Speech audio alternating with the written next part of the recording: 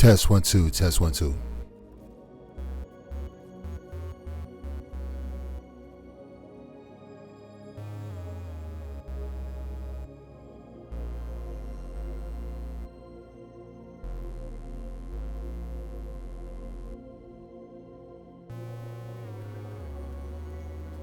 I'm sitting here with about 8 books at my disposal.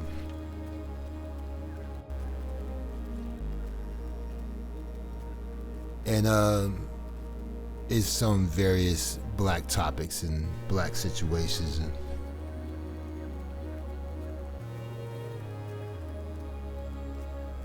so I'm just gonna go right ahead and go into it because I know it's late, and because of the time zone and stuff, most people should be asleep.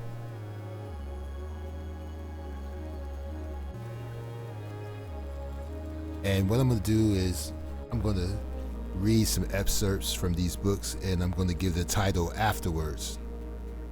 But if you recognize any of the excerpts that I'm reciting, feel free to type the name of that book in the chat room or leave a comment.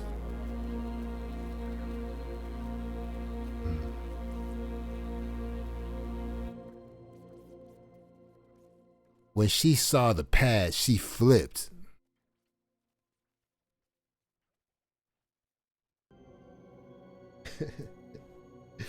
So we're going to start at the bottom end of the spectrum and try to raise to a higher end of the spectrum of the African American experience. When she saw the pad, she flipped. A pink silk dress from the trunk fitted her properly.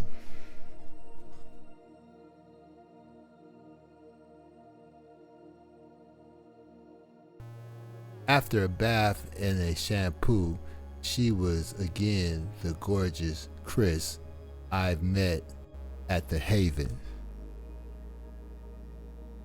I gave her 2 gold pills and took her to the street for the cut into Phyllis and Ophelius.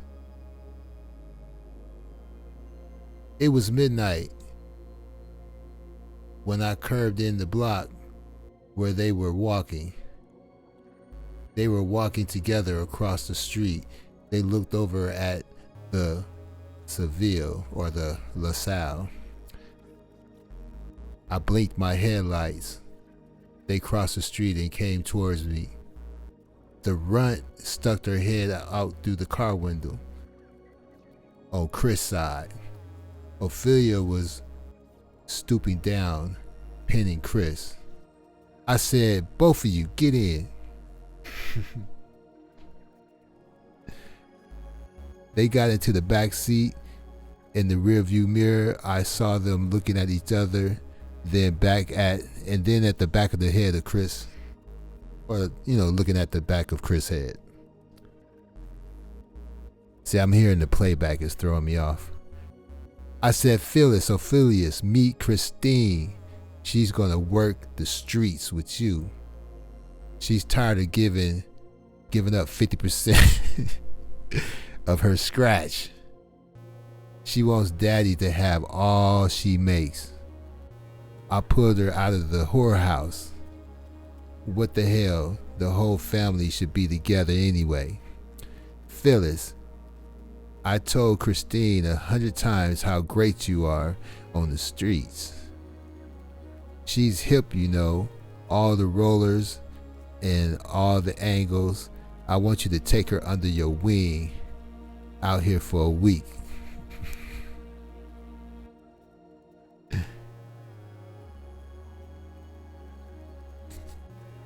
Out here for a week or so. I know there ain't no bee out there that could pull her coat like you can. Now get out the car and starve these jokers whores to death. That's from Iceberg Slim, the story of my life. PIMP. Part of my book collection. You know what I'm saying?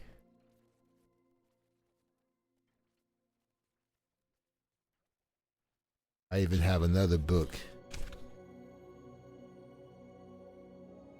that says here, we must remember that this race is conscious that they are not to live on this earth for very long. Therefore, eating poisonous food and drink and eating 3 or 4 times a day will take you along with them very fast. This is the secret knowledge of death, that they cause us to suffer through foods. The poor, blind, deaf and dumb, lost and found, so-called Negro will eat and drink anything he sees his white master eat and drink. But I want you to stop doing this ignorant thing and eat the right foods that you will find in this book, and eat only once a day. I do not care what kind of work you are doing. Eat only 1 good meal a day. That's how to eat to live, from God in person, Master Farad Muhammad. Okay.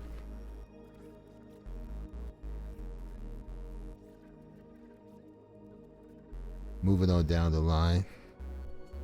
I hope when you wake up in the morning and you see that I went live, it was just me finding a quick way to make a video without having to edit. I can just record it live. I knew everybody would be asleep, and it's all good. You know, plus this is a Black History thing. I don't know how popular this video will be, but make sure you share it and hit the like button, and hopefully people will find this a healthy alternative to the drama. You know what I'm saying? So in the preamble, section B, responsibilities, it says, each freedom of the citizen shall be prescribed a corresponding responsibility, not to be diminished, of others, of speech, communication, assembly, and petition, to grant the same freedom to others, of religion, to respect that of others, of privacy, not to invade that of others, of holding and disposal of property, the obligation to examine the same privileges to others. That's section 1. All right. So that means if you was calling the feds and stuff on the cult leader, you could be violating his rights as an American, and you could be considered a stalker. Okay? Just putting that out there. Just putting that out in the wind. Section 2 says individuals and enterprises holding themselves out to serve the public shall serve all equally without intention or misrepresent, conforming to the such standards as they may improve health and welfare. And that's from Behold the Pale Horse. Just want to, put that out there in the wind. I have over 300 books, but just tap it into about 8 today. And, I'm just reading some excerpts for Black History Month. And maybe there'll be a part 3. But for now, this is part 2. All right. Now, let me see here. I don't know. Oh, okay. Hey, what's up, Key? Grand Rising. I'm just reading some excerpts from about 8 books I have for Black History. I knew it would be, hey, Grandma in the building. You look good in blue, Grandma. You look good in blue. Hey, Key, I know it's during the day for you, so you should be all right. And anybody that pop up right now is a real G, because it is super late. In California it's not that late, but I know it's super late. So yeah, records exist from very ancient times which suggest that Men have long been aware of racial, physical, and cultural differences among the various people of the world. Ancient philosophers and historians recounted the various explanations and myths which attempted to explain these differences amongst men. The Greek historian Herodotus, for example, recorded the myth of Phaeton, who rode the chariot of the sun and got too close to the earth and burned the faces of the people in the area we know as Africa. Throughout the medieval and early modern eras, men recorded and preserved their own observations of exotic people in the distant lands.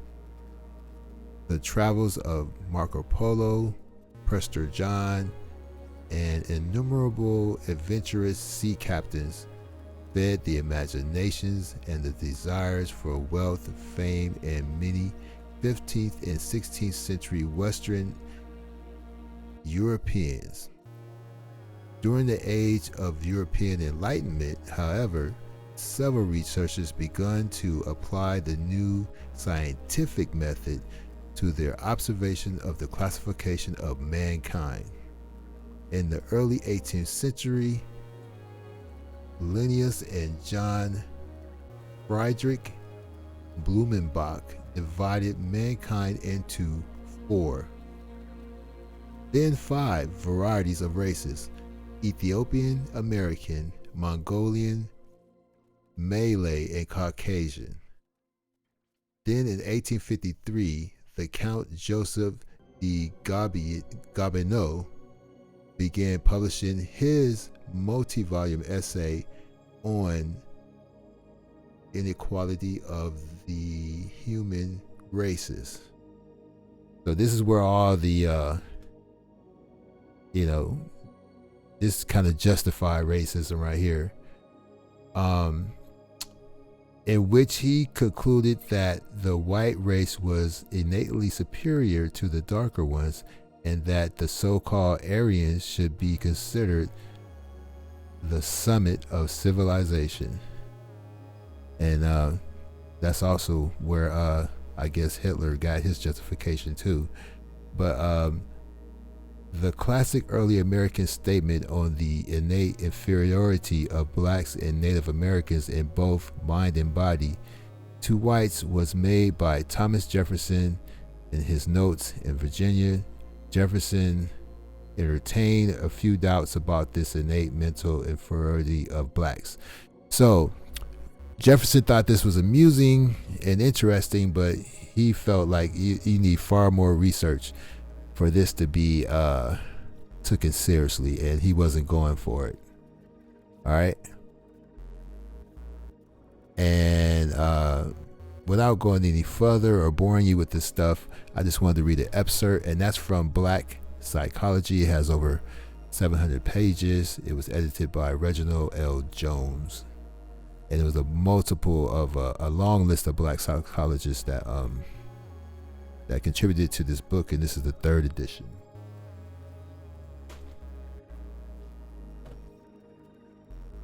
Oh, you up early? Okay.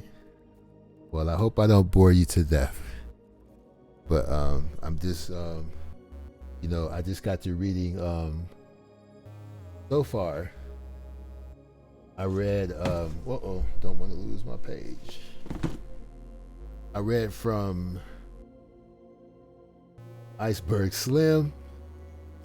I wanted to show the diversity of our culture. I read from Iceberg Slim. He's an author. I read from Farad Muhammad. I also read from William Cooper, Behold the Pale Horse. And I just read from Black Psychology, and I'm moving right along. Keep things flowing. Okay.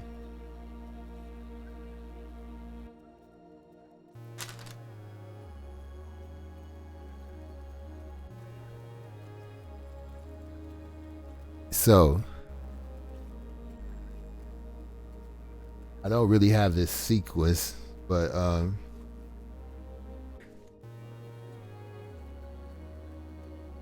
I will go into the next thing.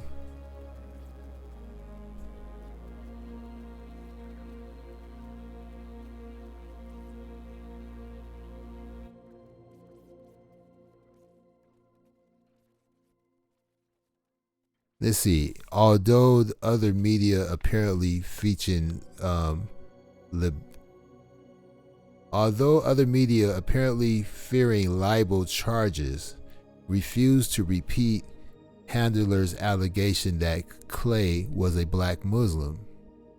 Any doubt about his membership was dispelled later that day when Clay held a formal press conference with Malcolm X at his side. Photographers and cameramen recorded the event as Clay made a dramatic announcement. It is true that I am a follower of the Honorable Elijah Muhammad. Clay told his stunned audience. They called the black Muslim.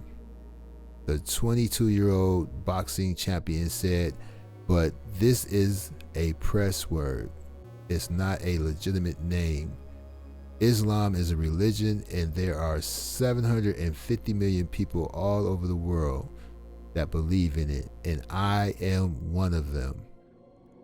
The FBI wasn't perturbed by Clay's mission, but it was trying to adjust to Clay's defeat of Sonny Liston. The very next day after Clay's victory, the FBI contacted the officials at the Pentagon and ordered them to expedite procedures to draft Clay into the United States Army. On February 27th, J. Allen Sherman, chairman of the Louisville Draft Board, announced at press conference that Clay probably would be drafted on April or shortly thereafter. As telegrams poured into Elijah Muhammad Chicago's home from the Muslim leaders around the world, members of the Nation of Islam celebrated Clay's announcement as the second significant sign from Allah that the devil's reign is over.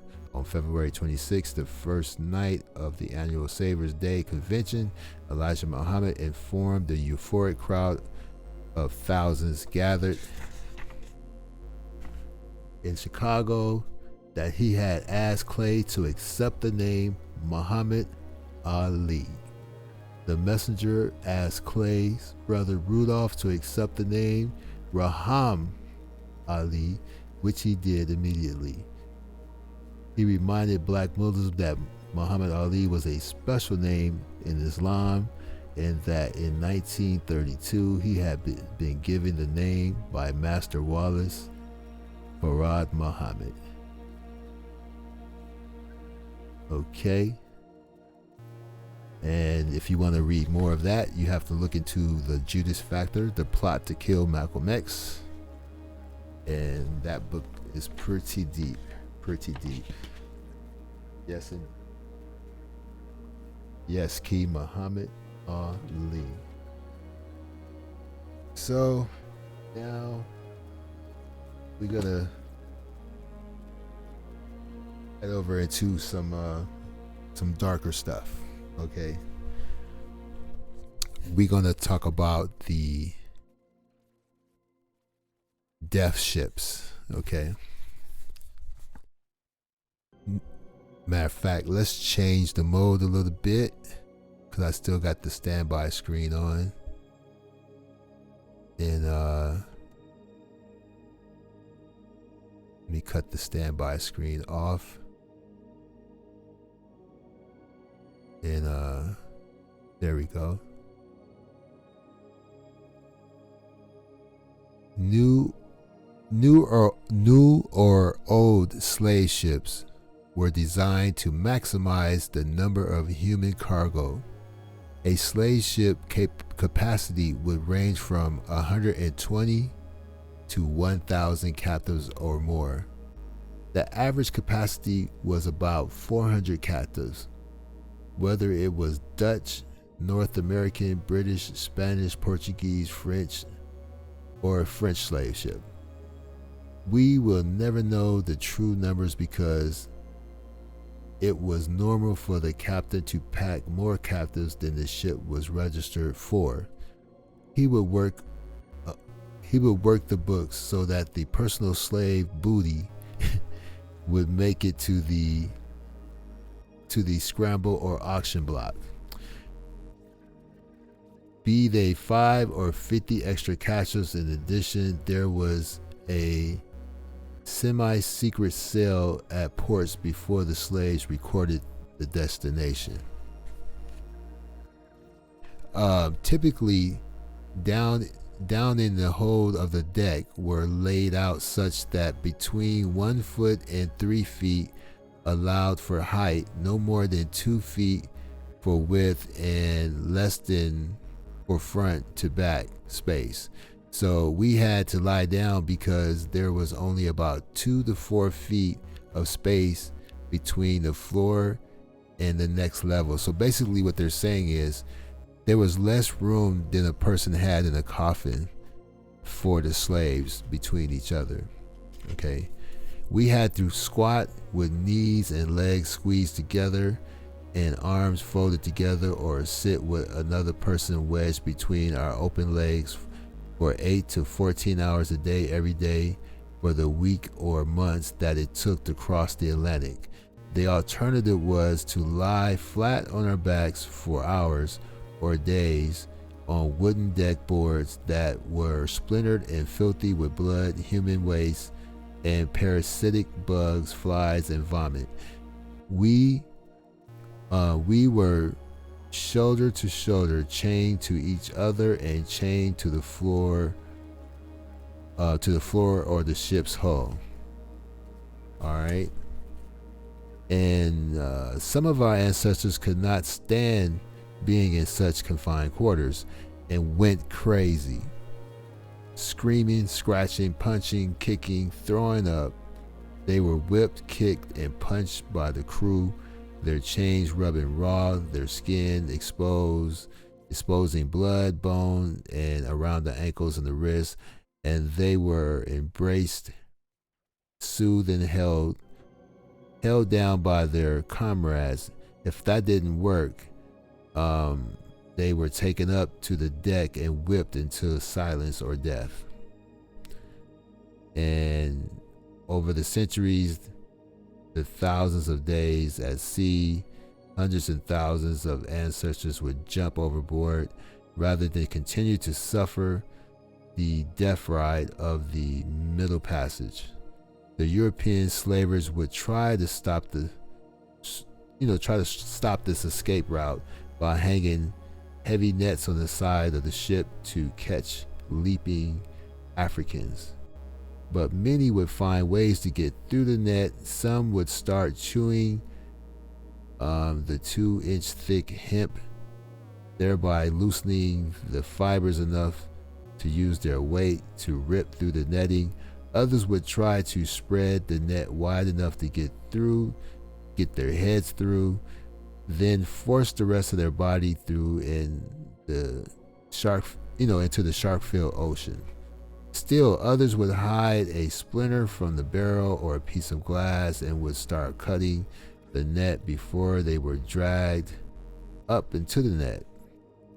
Slave cabin fever, technically known as claustrophobia, would happen more often, and the slaves was not filled to more often when the slave ship was not filled to capacity and was cruising the African coastline or docked for a week, for months, waiting for more captives.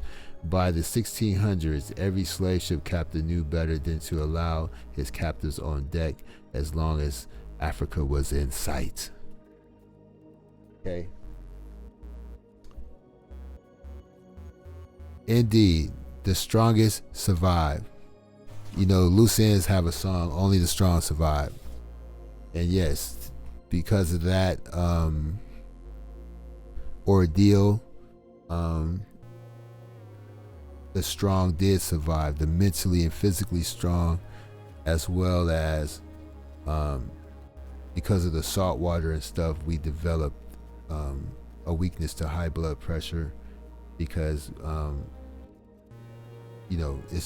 you have to be a biologist to get technical about it, but that's something that came from the Middle Passage. You know what I'm saying? We didn't have to deal with that, but we develop a tolerance to survive it. But it's still, since slavery is over and we don't have to travel through slave ships no more, now it's something that becomes a health condition.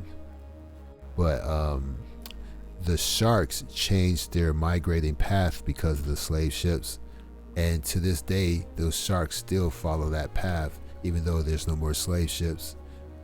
And believe it or not, hurricanes follow the path of former slave ships. And if you notice that a hurricane is traveling a different path, there's a possibility that that hurricane is artificial. You know, and tornadoes usually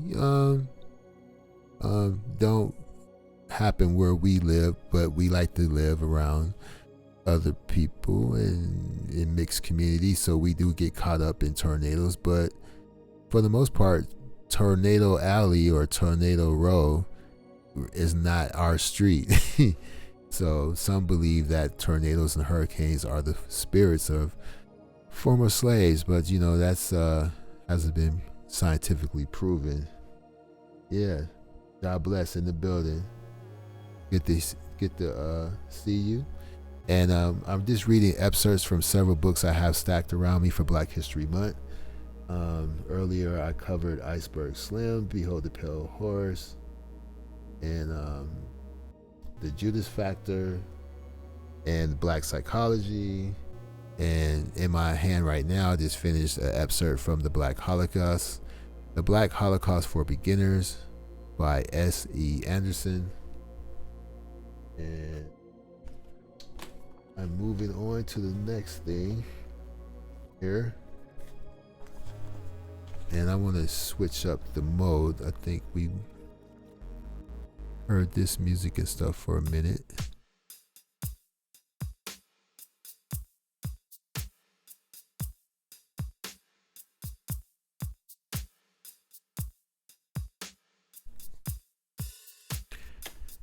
Lincoln was assassinated before he could carry out his plans.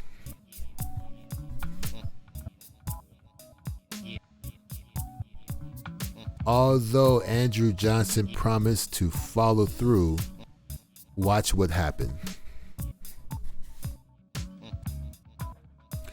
President Andrew Johnson, anxious to make amends with former rebels, pardoned them, returned their land, and granted home rule, which meant white home rule.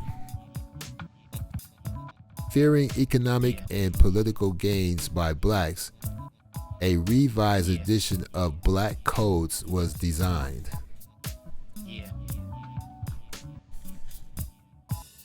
But an amazing thing happened. An amazing thing happened next. The Black Codes backfired. The 39th Congress, controlled by Republicans, refused to recognize the Southern delegates who intended to institutionalize a modified form of slavery. The Joint Committee of 15, led by Stevens and Sumner, was appointed to investigate the ex-Confederate states. Their findings helped sway public opinion and Congress to pass a Civil Rights Act April 1866, that gave slaves citizenship in June 1866. And see, this is where Juneteenth comes from. When we have the slaves were freed December 6th, but it took until June for everybody to find out all over the United States. But this is something different. This was a Civil Rights Act that gave slave citizenship, and the Congress passed the 14th Amendment, which gave blacks the ballot. And in the South, only Tennessee ratified the measure. The The other states reacted with reprisal against blacks, rioting and burning of black schools and churches. Congress responded with the Reconstruction Act, March 2nd, 1867. The former Confederate states, except Tennessee, were divided into 5 districts and placed under martial law. The states were required to ratify the 14th Amendment in order to be readmitted. Black voters gave the Republicans a political advantage. I repeat, black voters gave the Republicans a political advantage. They organized the Loyal League, an outgrowth of the Northern Union League, aimed at securing the black ballot. On March 5th, 1870, the 15th Amendment was passed to protect black suffrage. During this optimistic period, many blacks were elected or appointed to government. Between 1868 and 1896, 113 black legislators served in Louisiana alone. Yes, so 113 black legislators served in Louisiana alone.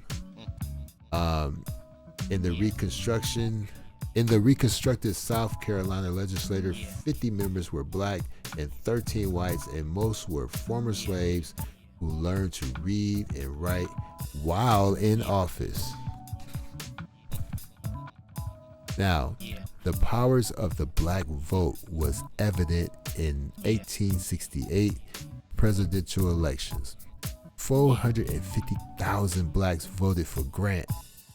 The Democratic candidate lost by 300,000.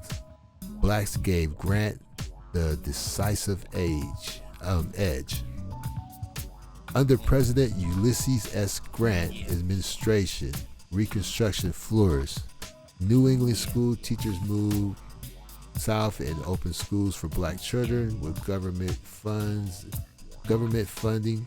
Morehouse College, Fisk, and Howard University were born. The Freedmen's Bureau spent $5 million on education. Southern backlash unleashed its fangs with a vengeance. Terrorist groups like the Ku Klux Klan resorted to lynching, tarring and feathering and whipping, and threats and burning homes. Blacks were prevented from voting by stuffed ballot boxes, hidden sites, and being arrested right before the election day.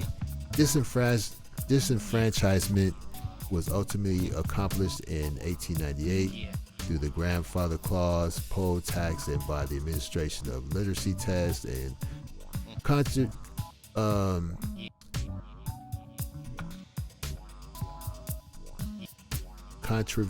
controversies to get around the Fifth Amendment. So, Southern Democrats were on a rampage to recapture their power. Reconstruction ended in 1877. Its demise was sealed by the election of Rutherford B. Hayes in 1876, who cuddled up with the white South in order to buy the electoral votes he needed. The bargain gave certain states the right to control their own affairs in their own way, better known as states' rights.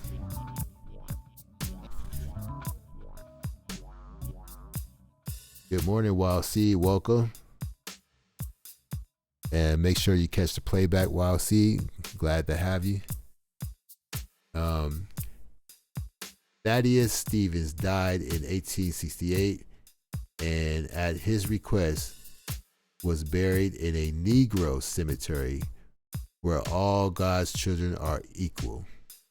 Charles Sumner was working for a civil rights bill to protect discrimination and segregation in schools and public places when he died in 1874.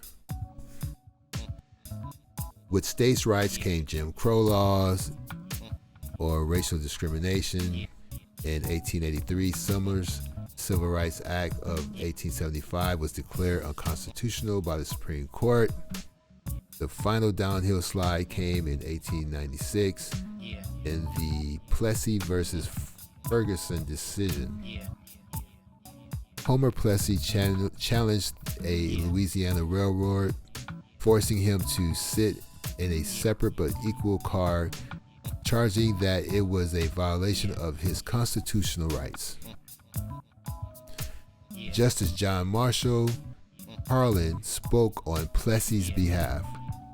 There is in this country no superior dominant ruling class of citizens. There is no caste here. Our Constitution is colorblind. The other judges did not agree. They ruled for the railroad separate but equal, and that was on the books. Jim Crow laws were sanctioned in public transportation, stores, post office, drinking fountains, and libraries. Until the 1940s, the American Red Cross kept Negro blood separate in blood banks. Undaunted blacks in the South developed another tool for rebuilding their lives: education. Black colleges founded during the second half of the 19th century continued to provide needed opportunities for young black people. Amongst them are Atlanta University, Virginia Union, Spelman, Hampton Institute, and Clark. In 1944, the United Negro College Fund was established to ensure the continued success of black colleges and universities. And I can go on and on and on. I'm going to stop there. And this book is Black History for Beginners by Denise Dennis. Black History for Beginners by Denise Dennis.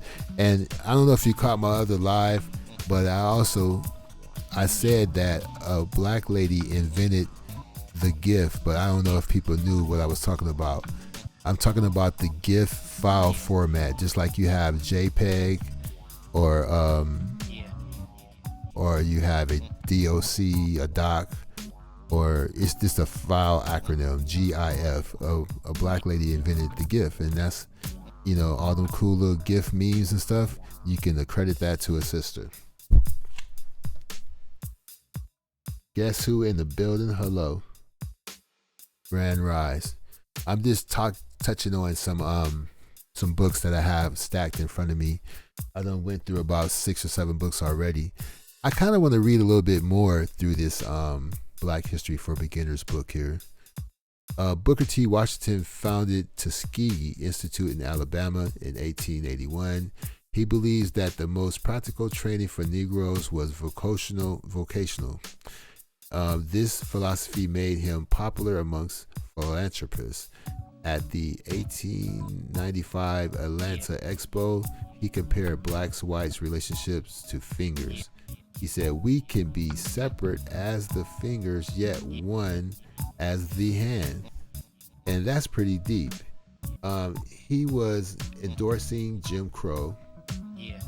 It seemed that way. He urged blacks and whites to cast their buckets where they were black. He felt we're better off accepting existing conditions and gradually changing them by acquiring skills.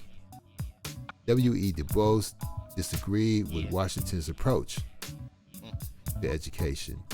A Harvard graduate, Du Bois believed that blacks should have access to higher education. His theory that the talented 10th blacks who had educational advantages should teach others. He felt that Booker T. Washington was obliging white racists by restricting black occupations, the trades, perpetuating the idea of inferiority.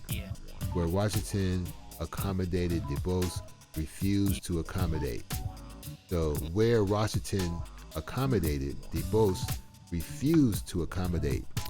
Now, you would think that I'm reading from a book that has regular typesetting, like regular typewriter fonts, but the book that I have is written like it looks like regular handwriting. So between trying to read this in the middle of the night under medium light with a big split screen in front of me and hearing the playback in my headphones, it gives the illusion that I'm stuttering. But if you ever try to go live with OBS Studio and monitor yourself and juggle and chew gum at the same time, you would understand.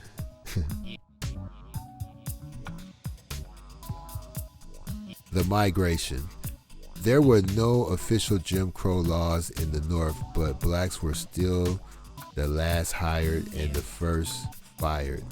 Both European immigrants and blacks were subject to industrialized versions of sharecropping. In the South, sharecropping replaced slavery. Destitute blacks and whites sold their labor to planters for a share of the crop. The planters sold cabin works, animals, and tools, and food, and clothes, and other supplies to them on credit at season's end. The sharecropper would pay his debt with profits from the crop. Sounds fair, but it wasn't. Planters charged whatever they liked and added interest. Farmers were encouraged to overspend. The result was a quicksand of debt that became deeper each season. Their wages kept them alive, but they could do nothing to better their impoverished conditions. And once again, that's from Black History for Beginners. A little excerpt out of that. And let's see. I'm down to my last 2 books. I'm saving the best for last. And this is just a little shot right here. People always talk about I follow the Art of War. I read the Art of War. I follow the 48 Laws or whatever. But they never quote anything from the book. They never say what's their favorite chapter. And when you listen to the way the Art of War is written, it sounds like Yoda speaking or something. So as soon as somebody mentions the Art of War and don't speak in the poetic way that it's written, you know that they full of S, that they haven't read the book. So I'm just gonna hop into page 170, and it says, I'm just gonna read a couple of lines from it. And so that the chi of the 3 armies can be seized, the heart mind of the commander can be seized. Now the Art of War is trying to teach you how to be a better soldier, how your battalion or whatever can defeat another battalion or another group, the enemy. So it says, therefore morning chi is sharp, midday chi is lazy, evening chi is spent. Thus, one skilled at employing the military avoids sharp chi and strike their lazy and spent chi. This is ordering chi. Now, we talk about reading and comprehension.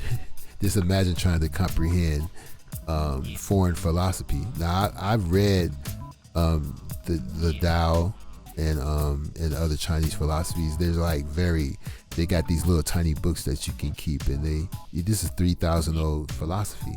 But some of this stuff I find is common sense. Like, he's saying that it's best to attack in the morning than to attack in the evening, which is common sense. And everything that they say in the Art of War is based on terrain and weather and energy of the person.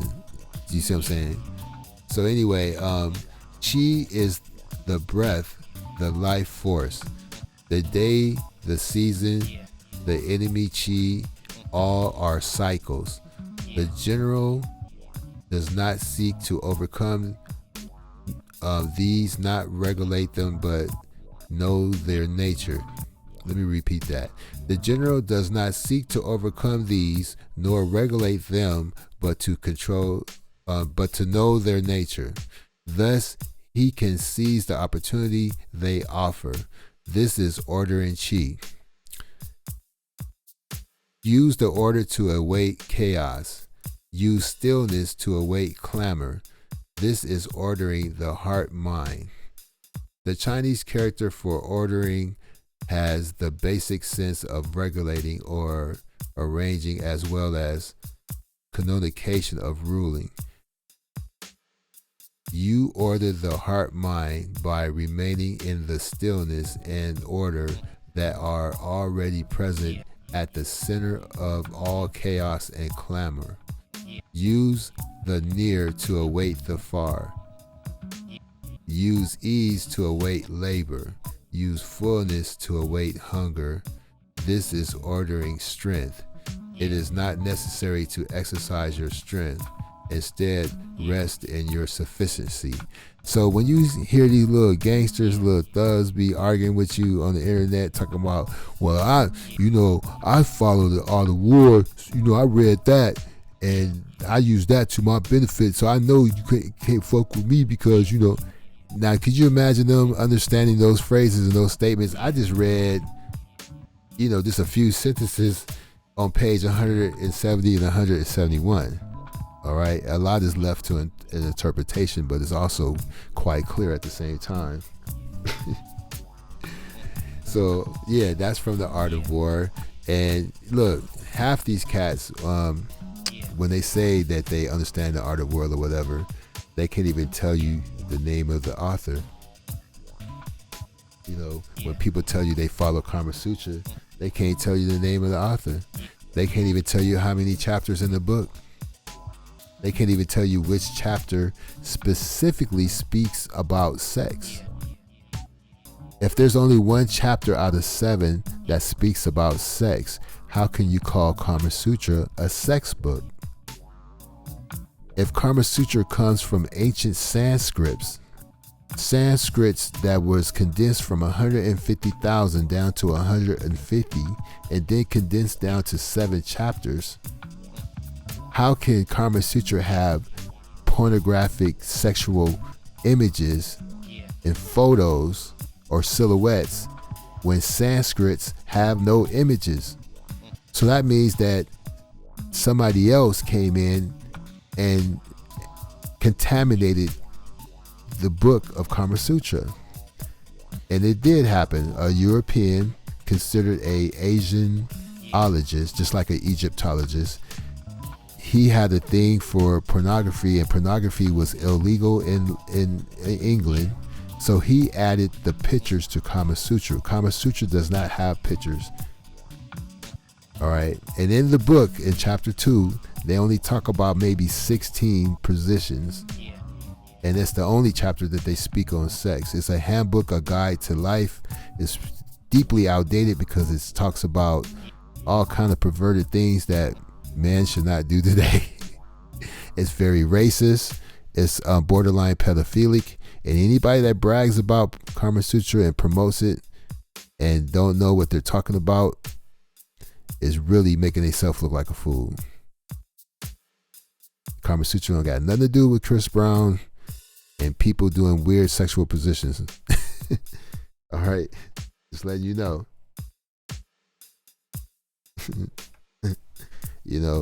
Those sexual positions are demonic. So where are we? All right, the last book I'm going to speak on. I am surprised that I didn't get to really go through these other modes. Okay.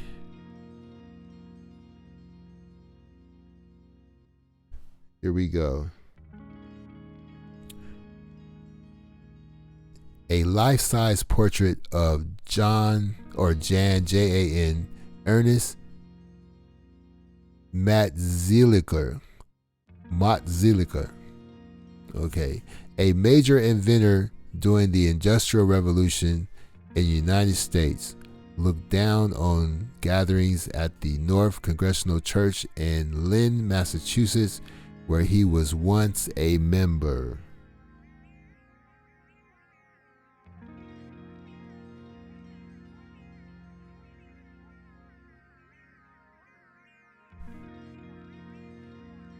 Mott Zillinger, or yeah, I think it's Mott Zillinger. Okay, was born on September 15th, 1852, in Paramaribo,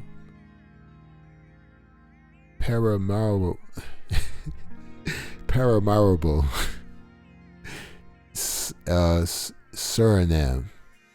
Wow, what a name! A country on the northern coast of South Africa. Jesus. Paramaribo, Suriname. That is a tongue twister. His mother, a native of Suriname, was enslaved, and his father was a Dutch engineer in charge of the government machine shop. Mott Zillinger began working as an apprentice in these shops when he was just 10 years old. Young John showed outstanding mechanical ability that predicted his later gift for invention. Mott Zillinger grew increasingly restless with his life in Suriname, and by the time he was 19, he was ready to leave. He became a sailor on the East Indian merchant ship. During his 2 years at sea, he had visited many ports, but he left the ship for good in Philadelphia.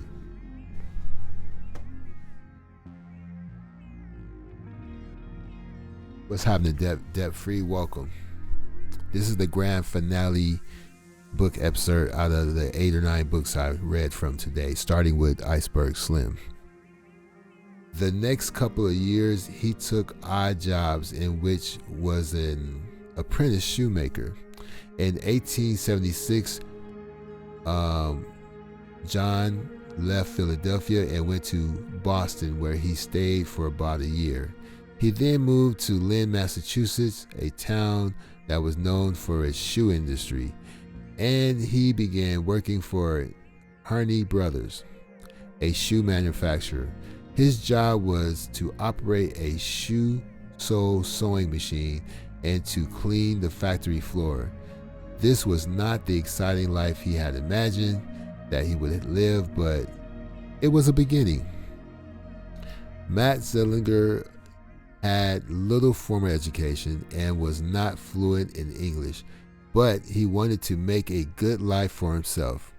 At night, he went to an adult education class in order to learn English. He became an avid reader and spent hours studying physics and other subjects. He also painted pictures and tried to join a church in Lynn.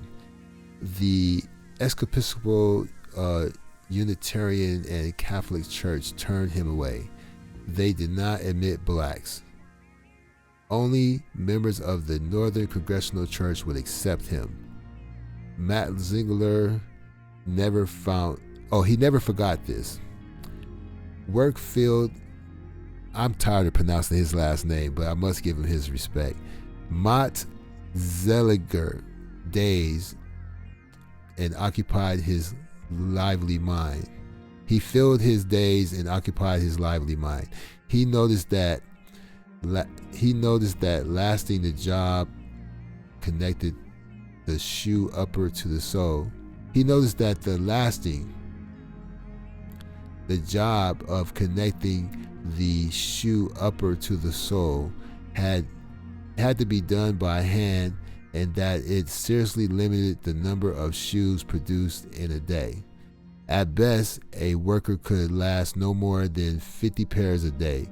So he was optimistic that he could invent a machine that could do the job faster.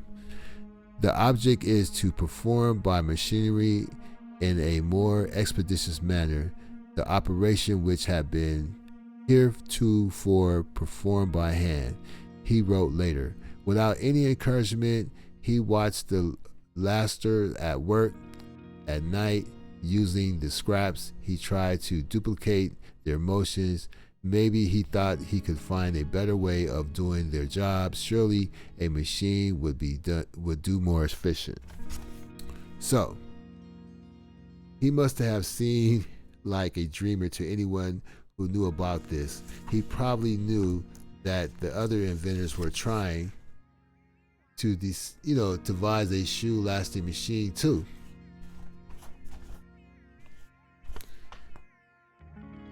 A pessimist would have quit, but he had the opposite reaction. He began to work every night on his invention, making drawings and experimenting with scraps of wood and string and cigar box. 6 months of his persistent work paid off, and a crude model of a lasting machine he showed to his employer, who offered $50 for the model.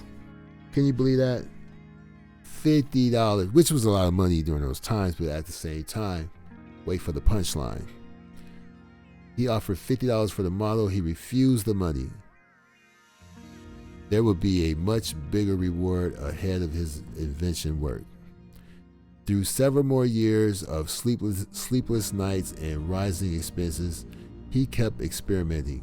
To save money for the project, he sometimes spent only 5 or 6 cents a day on food.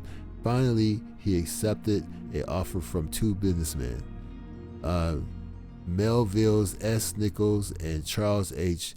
Delano.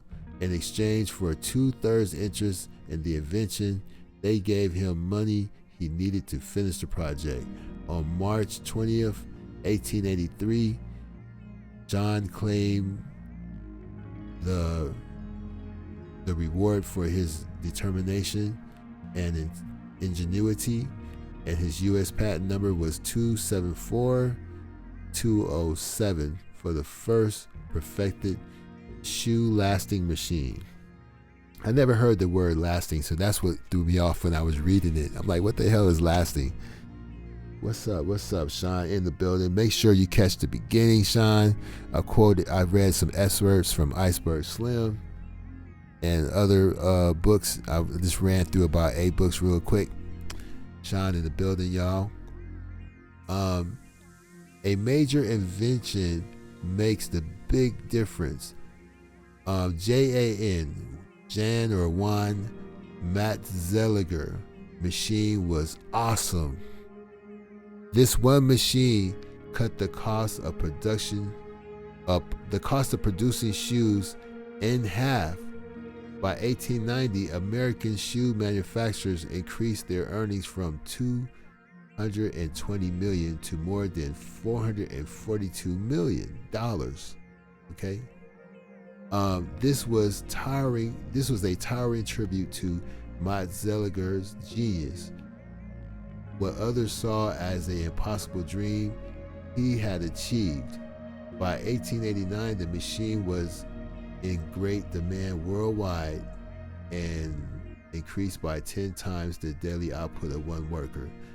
A school was established at Lynn to train boys to operate the machine.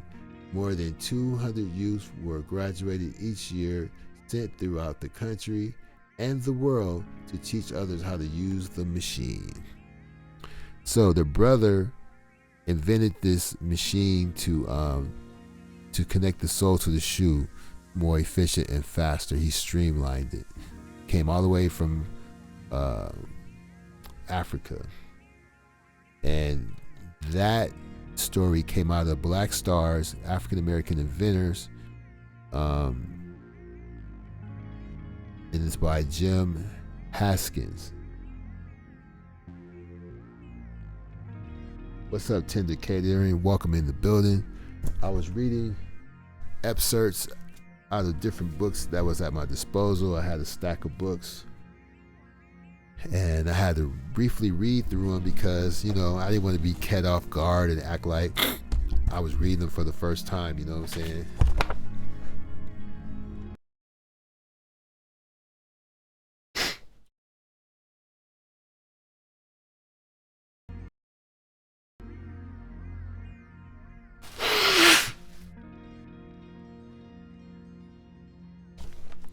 All right.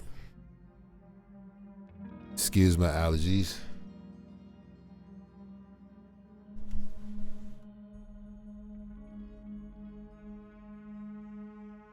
If I can get through one show without my allergies, that would be cool. That would be ideal. Suspended animation of a gray expansion casting You know, shadows over the sun. I blame it on slavery.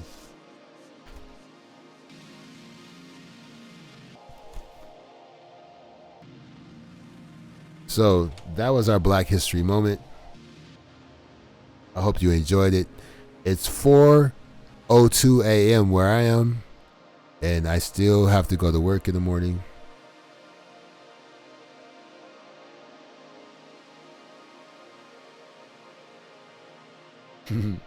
That's okay, keep going.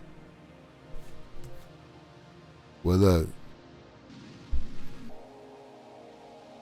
this was real. This was fun. I didn't know how this was going to go. I kind of freestyled it. I just grabbed some books out of my library.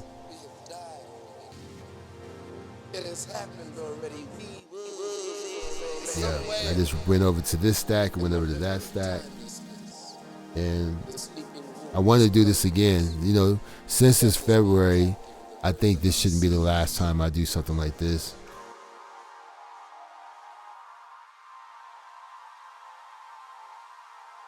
Right on. Thank you. Guess who is me? Thank you. I tried to keep it brief, short, go to different books. You know, I tried not to bore you with a lot, but some stuff that was significant. But out of Behold the Pale Horse, I did read. I did read some of the rights that we have as citizens. Even though we don't like some of the things that people practice, in America they do have the right to practice what they practice. And if you try to impede on that, you're violating their rights. So when somebody scream about that they gonna get you in trouble with the feds and all of that, obviously they don't know their own rights as an American. We have freedom of speech, freedom to practice our religious beliefs, and etc., etc., etc.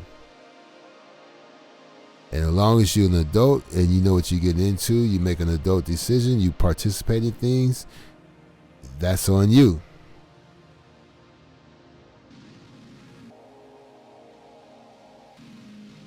Yeah. So, you know, I mean, let's say you working for a company and your job is to use the Widowmaker, right? Now, you got long hair and a long beard, and you use the Widowmaker in the wrong way, and you end up dying. Well, first of all, the machine is called the Widowmaker. That should have gave you a sign right there. That should have gave you a hint that this machine ain't to be played with.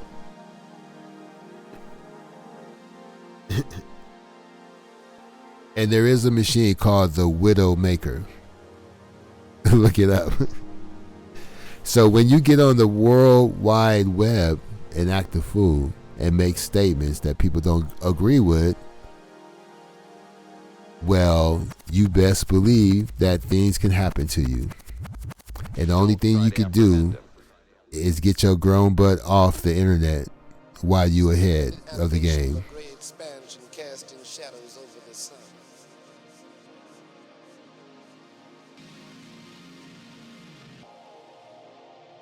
Oh, let me show you something. If you saw that footage earlier that I was playing,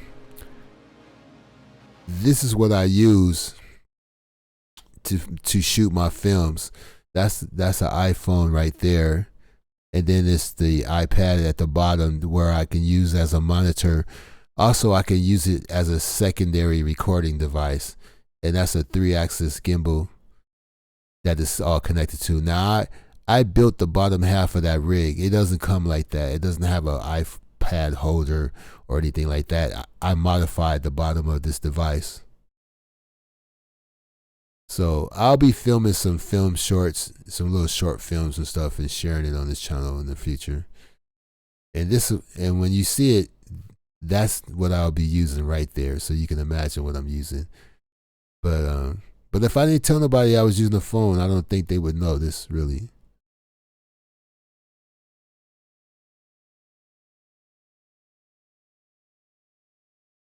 So I just want to say peace and hair grease.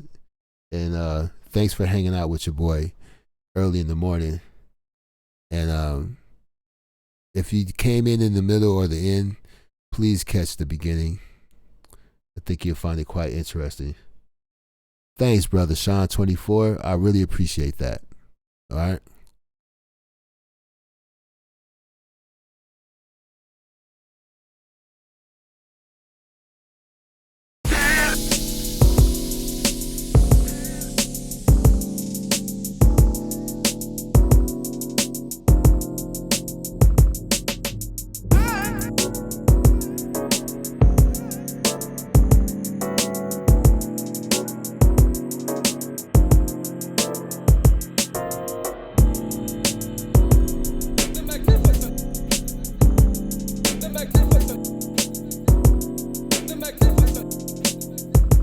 I'm the magnificent.